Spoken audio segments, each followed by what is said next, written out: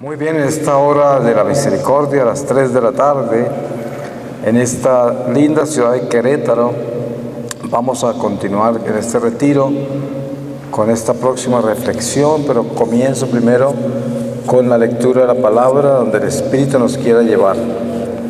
Y les voy a leer de la epístola de San Pablo a los Gálatas, en el capítulo 4, desde el versículo 12. Y dice, el cambio de los Gálatas. Haceos como yo, pues yo me hice como vosotros. Ningún agravio me hicisteis, pero bien sabéis que una enfermedad corporal me dio ocasión para evangelizaros por primera vez. Y no obstante, la prueba que suponía para vosotros mi cuerpo, no me mostrasteis desprecio ni repulsa, sino que me recibisteis como a un mensajero de Dios, como a Cristo Jesús. ¿Dónde está ahora el parabién que os dabais? Pues yo mismo puedo atestiguaros que os hubierais arrancado los ojos de haber sido posible para dármelos.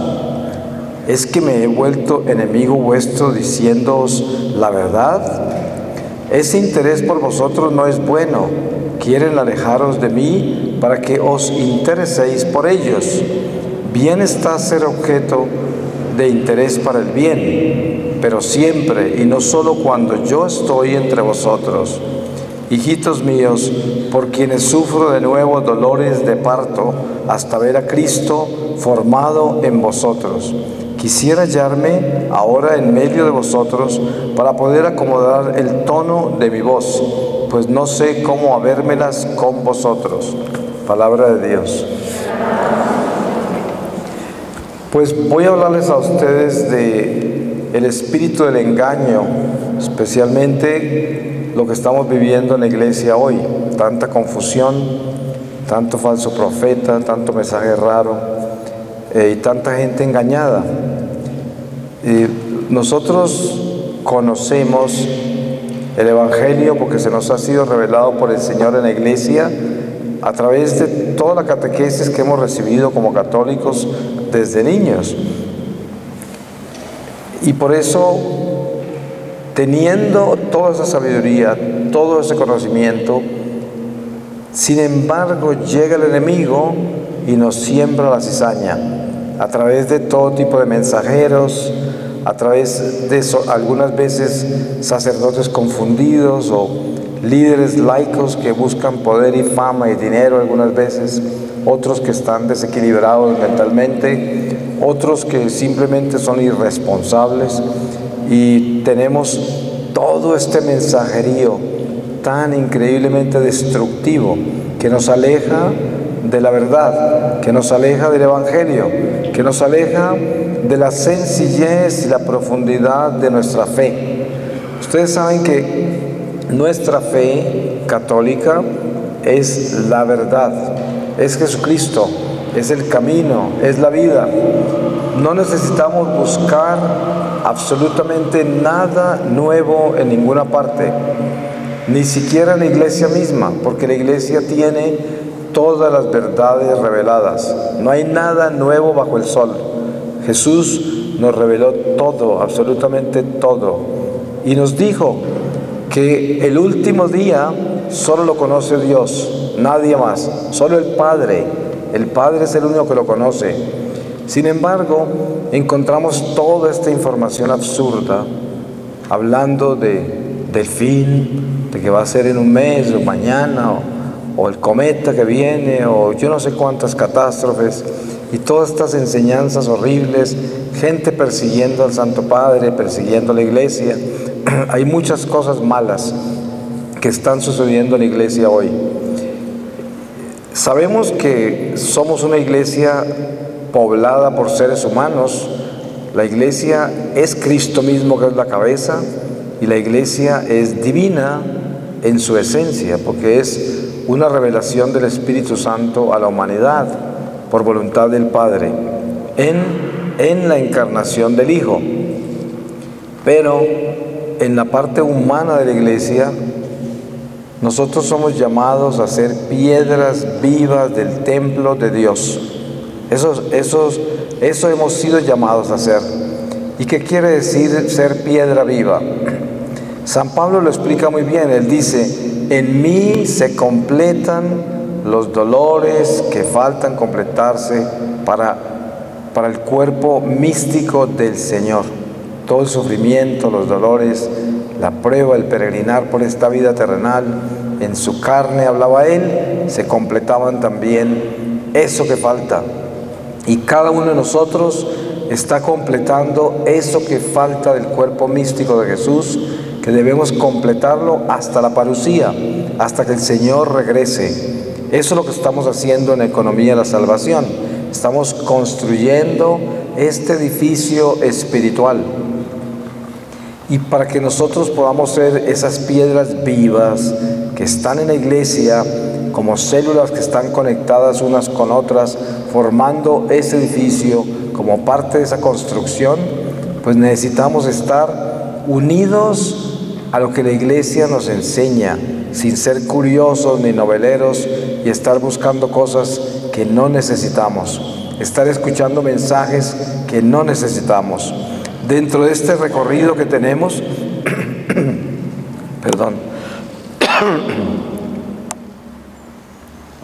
dentro de este recorrido que tenemos, pues llevamos la carga de nuestras imperfecciones, de nuestros defectos. Y por eso tenemos que tener tantísima caridad los unos con nosotros, tanto con el clero como con los laicos, como con toda la humanidad, pero especialmente hablando de la iglesia, les digo que nosotros debemos tener esta caridad con el prójimo, que es donde brilla lo que Jesús nos ha pedido como piedras vivas de ese templo. ¿Por qué razón? Porque cuando el diablo nos quiere hacer daño, se nos manifiesta a través del defecto del otro, y en esa forma nos escandaliza, y en esa forma atacamos la iglesia, en esa forma desacreditamos la iglesia, en esa forma nos desilusionamos de la iglesia. Y todo esto ocurre en una cadena de eventos que empiezan con mensajes falsos, profecías falsas, empiezan con acusaciones y juicios a las autoridades de la iglesia o a los laicos que están en liderazgo, y quién sabe en cuántas otras áreas. Es verdad que nosotros necesitamos exhortarnos cuando nos encontramos con errores, con situaciones difíciles en la iglesia que pueden contradecir nuestra doctrina, nuestras tradiciones sagradas y todo lo que nosotros defendemos como nuestra fe. Pero todo esto tenemos que hacerlo dentro de una coherencia, hacerlo dentro de un orden, dentro de la caridad, dentro del amor. No podemos escandalizar con los errores de los demás. No podemos sacar esos trapos sucios al sol para escandalizar la iglesia. Por eso, transmitirse todo este mensajerío por las redes sociales para propagar los defectos, los escándalos, las cosas de las cuales no estamos de acuerdo, con las cuales no estamos de acuerdo, eso es nada menos que una persecución que estamos creando, un escándalo. Y ustedes saben lo que dice la palabra de Dios sobre el escándalo. Dice: ay de los que forman escándalos, más les valdría ponerse una piedra al cuello y lanzarse al agua.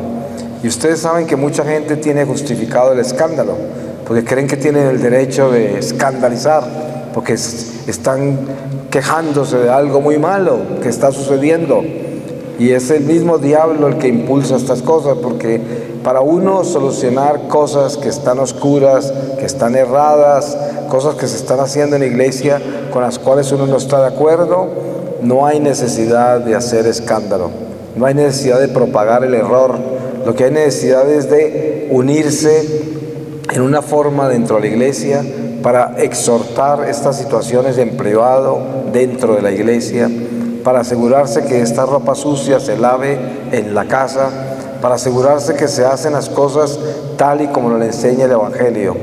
Y por eso el espíritu del mal en la iglesia, el espíritu del escándalo, el espíritu de la división, es un espíritu corrompido que siempre trae ese tipo de veneno para que la iglesia se entristezca, para que la iglesia se desilusione, para que la iglesia camine cojeando, porque eso es lo que quiere el enemigo. Nosotros somos responsables de asegurarnos que vivamos una iglesia con coherencia, una iglesia con prudencia, una iglesia con paciencia, con tolerancia, una iglesia con compasión. ¿Y cómo hacemos? Tenemos que orar los unos por los otros. Hay que orar por el clero, hay que orar por el Santo Padre, orar por todos los cardenales y obispos, hay que orar por los laicos, los seminaristas, los religiosos, orar por todos nosotros. Unos oramos por los otros. Y ustedes saben cómo en la Eucaristía diaria la iglesia intercede por todos los pecadores, intercede por toda la iglesia entera y por la humanidad entera. Entonces, para nosotros ser esa defensa de la iglesia contra el espíritu que trata de destruirnos y dividirnos todo el tiempo, nosotros debemos ser esas personas recatadas y prudentes que no estamos propagando las cosas malas de la iglesia como si fuera un noticiero, como si fuera una persona de esas que está concentrada en propagar las cosas malas, causando escándalo. Esto sucede en las parroquias. Ustedes se dan cuenta los escándalos que se forman en las parroquias por esas personas que entran allí llenas de soberbia y de orgullo y que creen que tienen la verdad siempre y los demás están equivocados, y que ven cualquier error en el padre o en un parroquiano y ya están colocando, arrinconando a la gente contra una esquina para supuestamente exhortarlos, para decirles lo que tienen en su corazón, que los está hinchando, ¿no?, de orgullo, de pretensión, de rabia, de ira. Esto tenemos que sacarlo de nuestra vida, no podemos apoyar esas cosas.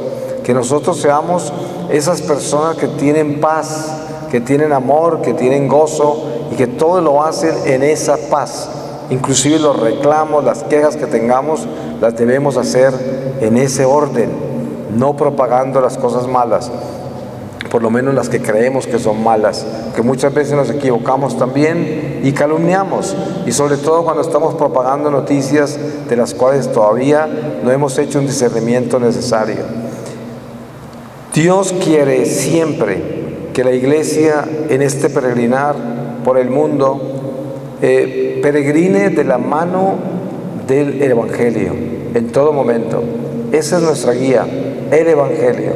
Por eso, si usted quiere descubrir un profeta falso, o una persona que está exhortando sin amor, o una persona que está escandalizando a la iglesia, y darse cuenta que esas personas están haciendo mal, mire el Evangelio, ahí está la guía, léalo bien, para que se dé cuenta que en el Evangelio está muy claro cómo es que debemos hacer lo que tenemos que hacer, y está detallado en la forma más increíblemente perfecta.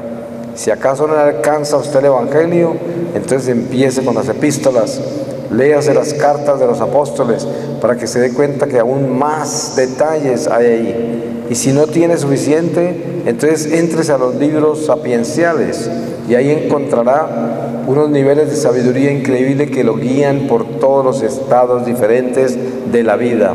Por eso no tenemos excusa. Todo está escrito, todo está revelado, todo lo tenemos en nuestras manos, en nuestra doctrina, en nuestra iglesia. No tenemos que ir a ningún otro lugar. Cuando yo viajo en estas misiones, mucha gente se me acerca muy confundida, con mucho miedo, con mucha inseguridad, porque han estado pendientes de escuchar, de leer, de seguir toda clase de mensajes terroristas, mensajes horribles. Y yo digo, la primer prueba de que usted está leyendo algo equivocado es cuando usted lee esos mensajes y le quitan la paz. Todo lo que nos quite la paz viene de la oscuridad, viene total de la oscuridad. Las cosas de Dios nos dan paz, las cosas de Dios nos dan gozo. Y estoy hablando incluso de las cosas de Dios que son radicales, donde yo he encontrado muchas veces personas que están viviendo en pecado mortal, por muchas razones, diferentes estados de la vida, viviendo en pecado mortal.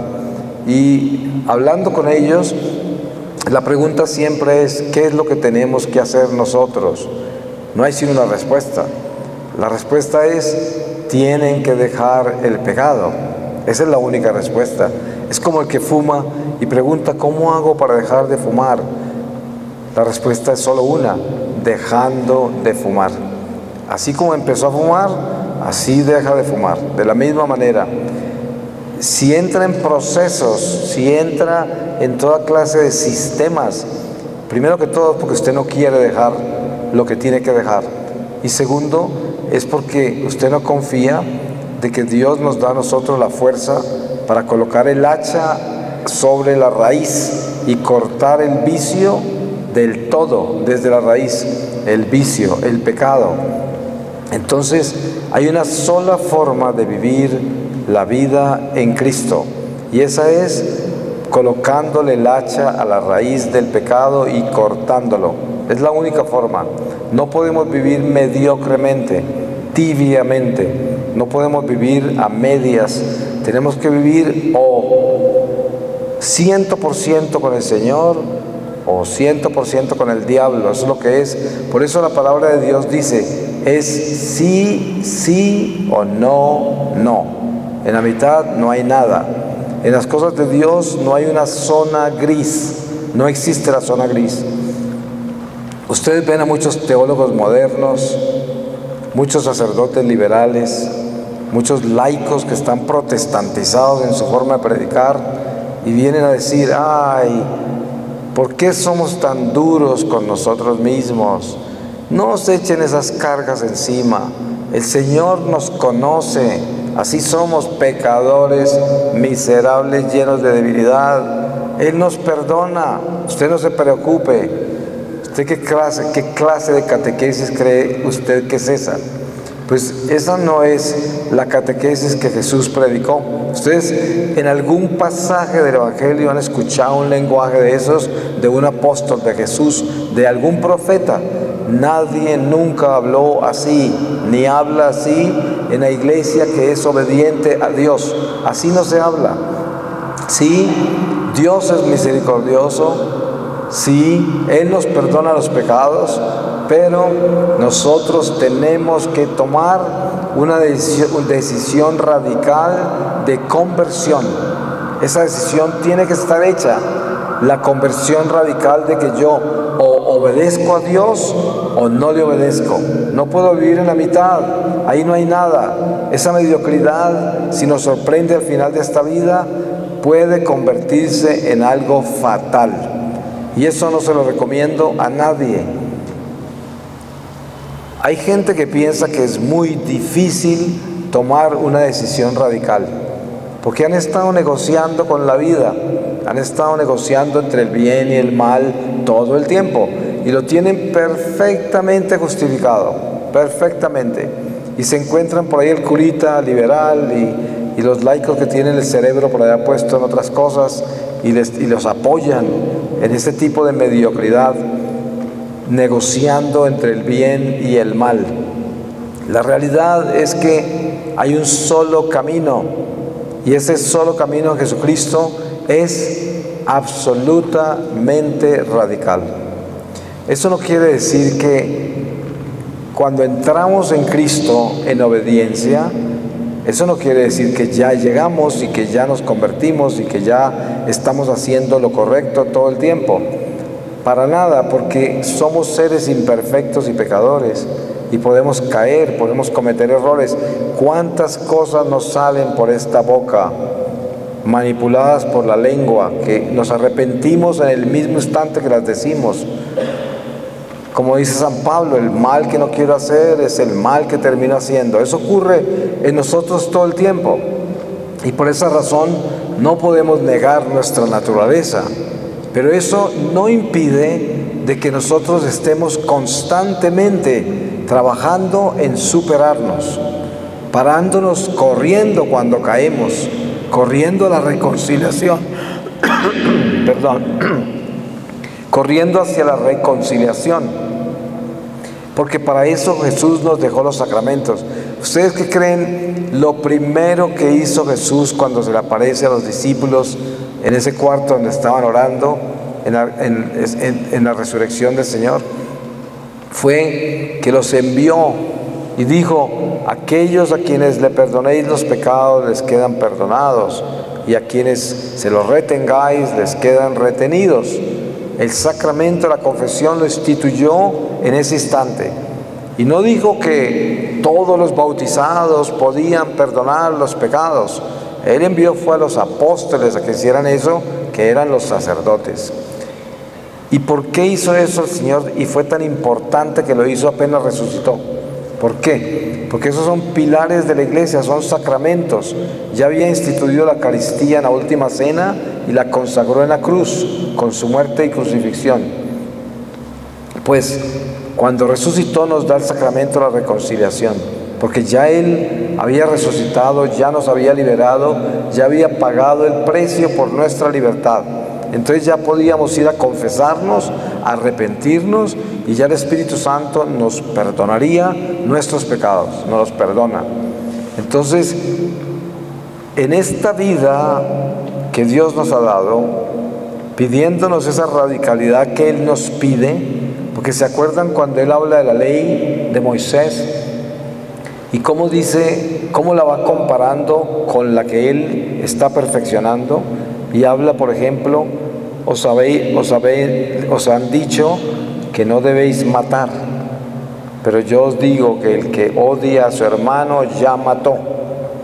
O sea que Él perfeccionó la ley y nos trajo un estado aún más radical de lo que la misma ley estaba diciendo, porque dijo: cuando miréis a una mujer deseándola, ya pecasteis, ya cometisteis adulterio o impureza. Y así el Señor toma todos los mandamientos y los va perfeccionando y nos da una ley incluso mucho más rígida en muchos aspectos, no en todos, pero mucho más rígida. ¿Y qué sucede con eso? ¿Acaso nos hace la vida imposible? ¿Acaso nos puso cargas que no podíamos llevar, como le ponían los fariseos al pueblo de Dios, que los llenaron de leyes y de exigencias que ellos no cumplían, pero se las ponían al pueblo? Eso hizo Jesús, pero en las cosas importantes de la ley de Dios, Él las perfeccionó. Y cuando leemos bien qué fue lo que Él hizo con la ley, nos damos cuenta que Él lo que hizo fue como sincronizar esa ley para que nosotros pudiésemos navegar perfectamente por este exilio con la seguridad de que llegamos a casa, si nos unimos a esa ley como Jesús nos enseñó.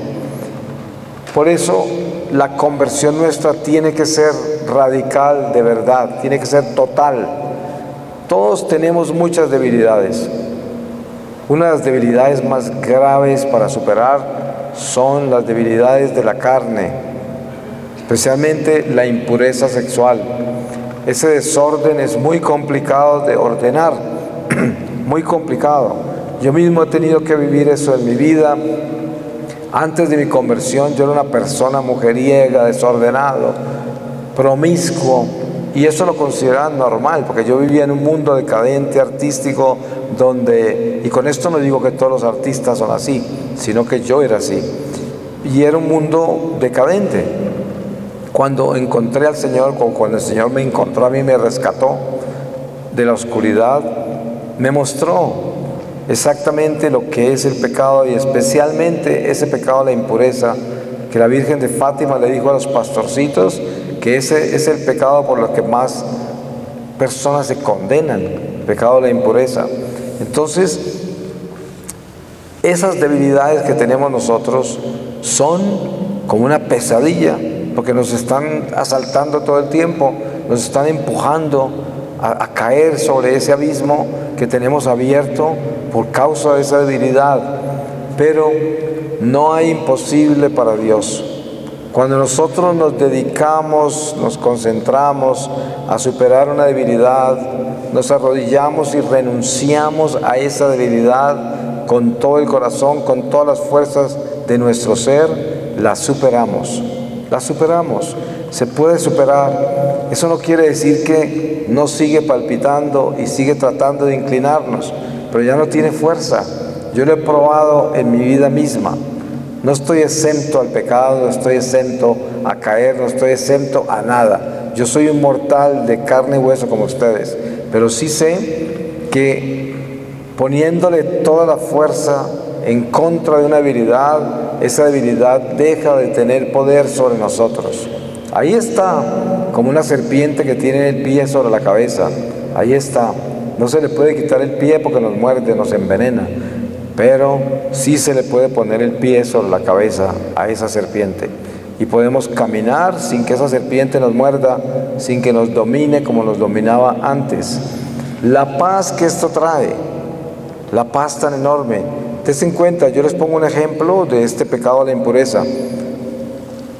Cuando uno busca la pureza, cuando uno busca esa limpieza en la conducta, cambia todo, porque los ojos que uno tiene están colocados sobre la humanidad con la gracia de Dios y no con los impulsos de la carne.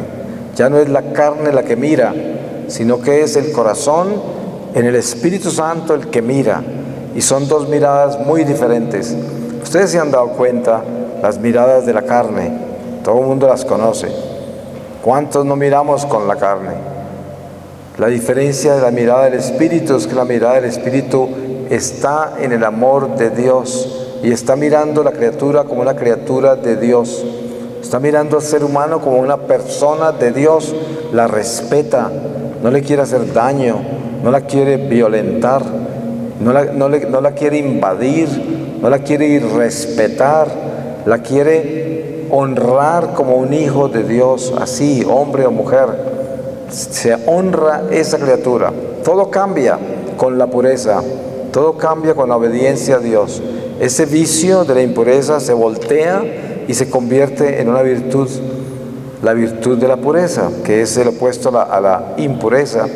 Y en esa virtud tenemos los ojos espirituales que llevan el amor de Dios en cada mirada. Ya no tiene uno esos ojos carnales que solo buscan saciarse en la carne del prójimo. Ese es el pecado de la impureza. Es un pecado detestable. Y en el momento en que uno entiende eso, ya deja de regocijarse en su carne y ya deja de violentar la carne del prójimo con esa malicia y esas cosas que le palpitan por dentro como un monstruo. El Señor nos quiere liberar de eso y nos quiere dar la verdadera libertad espiritual que nos desata de la esclavitud de los instintos carnales. Esto es una gracia gigantesca. ¿Ustedes se imaginan uno quedar libre de eso? Obviamente, como les dije antes, mientras estemos en esta carne, la carne buscará lo que es de la carne y el espíritu buscará lo que es del espíritu.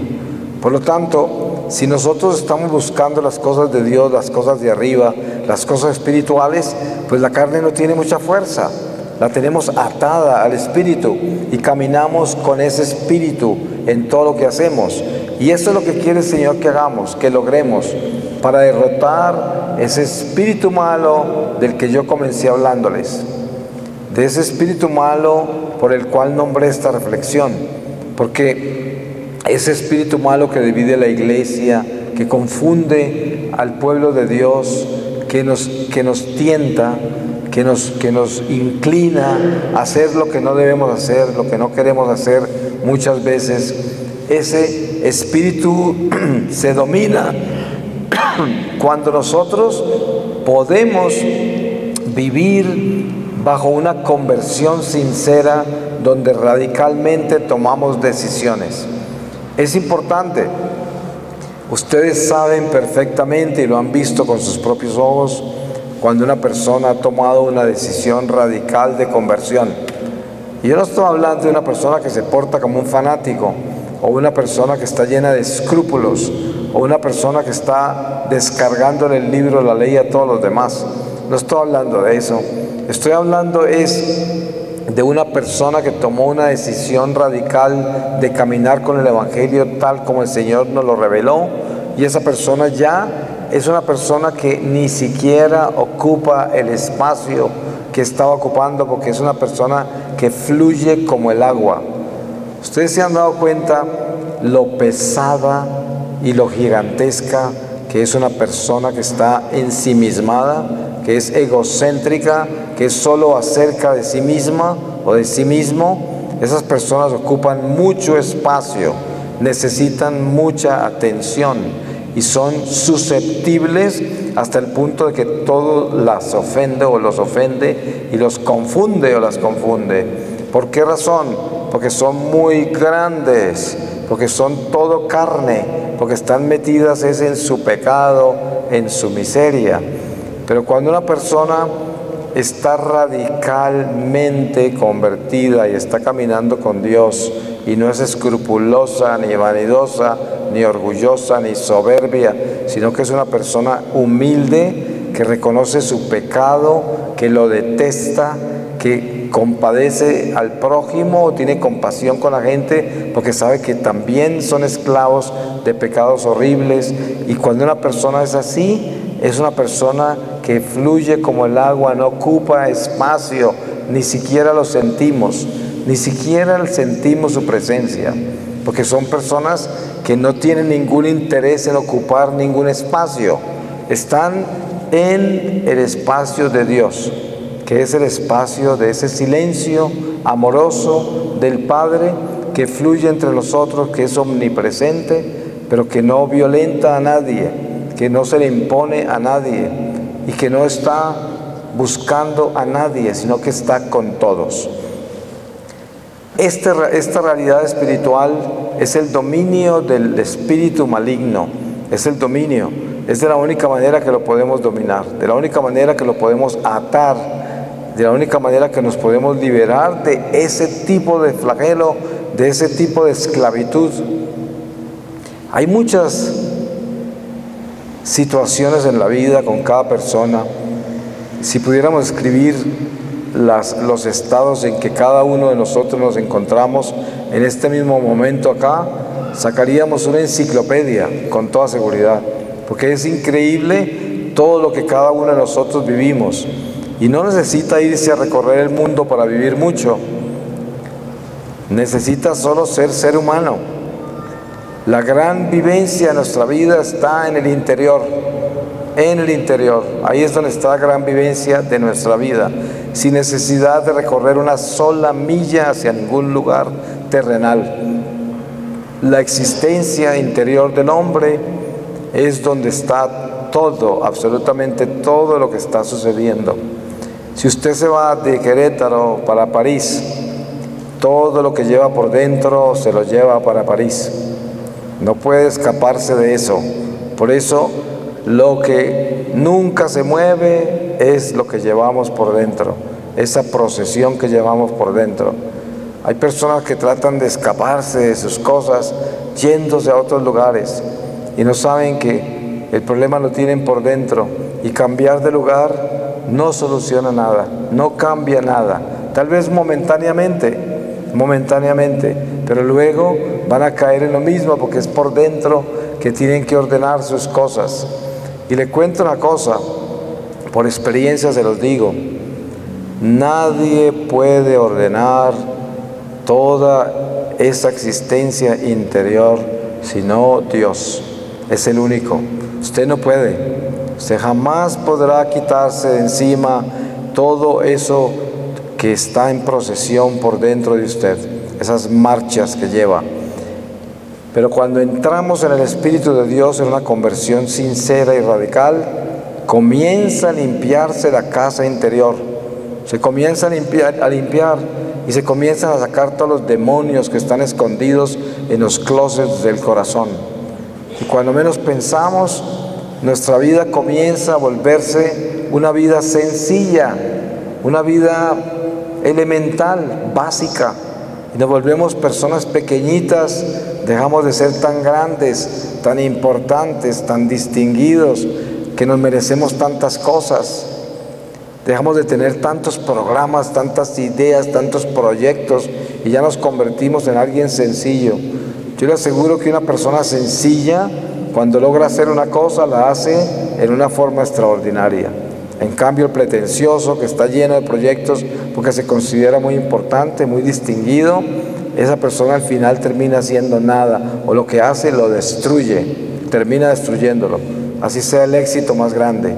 Ustedes se dan cuenta, en este mundo de hoy, todas estas superestrellas que hay en el mundo, estos superhéroes, la mayoría se destruyen ellos mismos, se destruyen con todo ese dinero que consiguen, con toda la fama, termina siendo un detonante para destruirse. Son muy pocos los que sobreviven, porque es un triunfo superficial, un triunfo externo. Yo he probado eso, lo he saboreado, y eso nunca me dio nada, nada. Al contrario, me quitó la paz, nunca tuve alegría, a pesar de que era muy eufórico y entusiasmado, pero alegría nunca tuve. Alegría tengo hoy, porque tengo al Señor. Y eso es lo que yo digo. Mire, usted quiere sentir el verdadero gozo, la verdadera alegría, llénese del Espíritu Santo. Eso es. Y le da paz y le da gozo. Por eso decía en otra reflexión anterior que usted no puede confiar nunca en un cristiano amargado.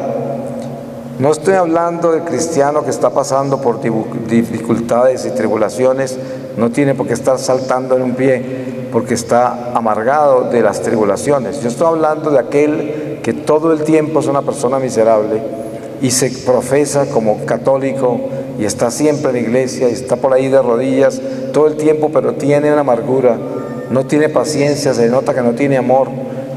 Esas personas no pudiéramos llamarlas cristianas, católicos. El católico que está convertido, que está caminando con Dios, es un católico que contagia a todos por su entusiasmo, por su paciencia, por su tolerancia y compasión, porque no es pretencioso ni orgulloso, ni está lleno de sí mismo. Es una persona que fluye como el agua, así como decía, fluye como el agua. Tiene tiempo para todos, una sonrisa para todos, un momento para todos, no se vuelve exclusivo con nadie, siempre está ahí, abierto como una puerta del Señor, porque nosotros nos pertenecemos los unos a los otros. ¿Quién soy yo para despreciarlo a usted? O para no tener tiempo de atenderlo, para no tener tiempo de darle una sonrisa. ¿Quién soy yo? Si nosotros somos llamados a darnos los unos a los otros, y así lo debemos hacer. Ese estado al que Dios nos llama, que es el estado de la conversión radical, es el único que derrota los demonios que tenemos por dentro, los demonios que hemos acumulado con tanto pecado en toda nuestra vida. Eso nos lleva a esa humildad que necesitamos y nos volvemos sencillos. Ya nos encontramos sin tantos proyectos extraordinarios y tenemos un corazón que ama lo elemental, que se levanta por la mañana, le da gracias a Dios, lo glorifica por el don de la vida, por la salud física, mental, espiritual, por los amigos, por la familia, por el trabajo, por las ideas. Glorifica a Dios por todo eso. Y al final del día, antes de acostarse, le da gracias por lo que logró hacer, le pide perdón por lo que no hizo o hizo mal, y vive en esa sencillez. Y si vive en esa sencillez, esa persona comienza a recibir esa alegría y ese gozo interior que lo hacen luz en este mundo de tinieblas. Voy a pedirle al Señor su palabra para sellar esta reflexión. Y les voy a leer a ustedes de la epístola a los Romanos, en el capítulo 9, desde el versículo 6. Dice: la palabra de Dios no se ha frustrado. No es que haya fallado la palabra de Dios, pues no todos los descendientes de Israel son Israel, ni por ser descendientes de Abraham son todos hijos, sino que por Isaac llevará tu nombre una descendencia. Es decir, no son hijos de Dios los hijos según la carne, sino que los hijos de la promesa se cuentan como descendencia, porque estas son las palabras de la promesa. Por este tiempo volveré y Sara tendrá un hijo. Y más aún también, Rebeca concibió de un solo hombre, de nuestro padre Isaac. Ahora bien, antes de haber nacido y cuando no habían hecho ni bien ni mal, para que se mantuviese la libertad de la elección divina, que depende no de las obras, sino del que llama, le fue dicho a Rebeca: el mayor servirá al menor, como dice la Escritura: amé a Jacob y rechacé a Esaú. Palabra de Dios.